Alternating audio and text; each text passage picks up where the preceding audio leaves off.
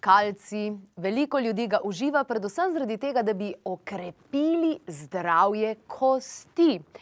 Predvsem je to težava, kadar govorimo o osteopeniji, osteoporozi oziroma nasploh pri krhkosti kosti, da se hitro kakšna nesreča zgodi, kakšni zlomi, zvini in podobno. In o kalciju vemo veliko stvari, ampak veliko premalo.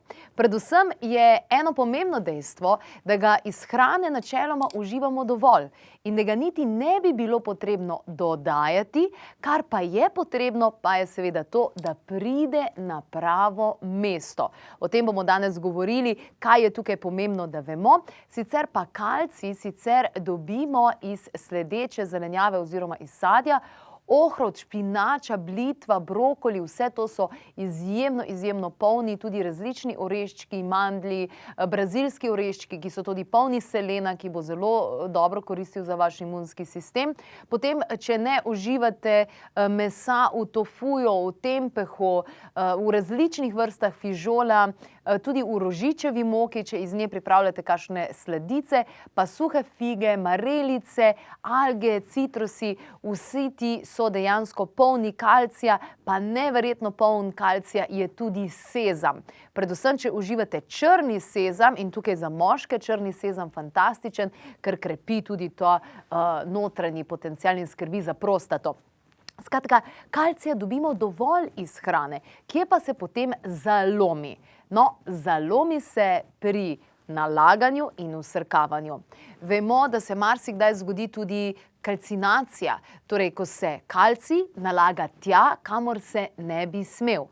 Ampak hkrati imamo še vedno krhke kosti. Kaj se torej dogaja in v čem je finta vsega skupaj? Obstaja en ključ in ta ključ se imenuje D. To je D-vitamin.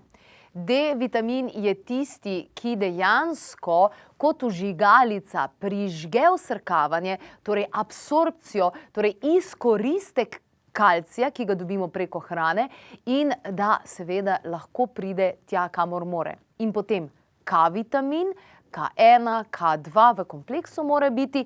K-vitamin pa je tisti, ki pravilno usmeri, torej kot nek zemljevid ima, kam točno je potrebno naložiti ta kalcij, zaradi tega, da bo prišel na pravo mesto in da se preprečuje torej nastanek kalcinacij. Torej, katera stvar je tukaj pomembna? Da bodo kosti bolj zdrave in seveda, da jih bomo okrepili.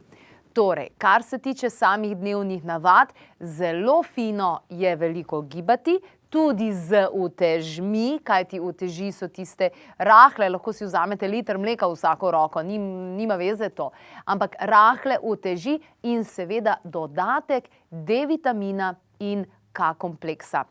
Kadar nimamo dovolj D-vitamina, takrat tako in tako številni procesi v telesu, kateri so dejansko, v katerih je vključen D-vitamin, ne stečejo. Tako da tudi če ne uživate nobenih prehranskih dopolnil, in to je seveda super, če seveda dobite dovolj iz ekološko hrano, ki je rasla na soncu in tako naprej, ampak tudi če ničesar ne dodajate, D-vitamin je potrebno dodajati in to celo leto, razen v mesecih, ko je sonce pod pravim kotom.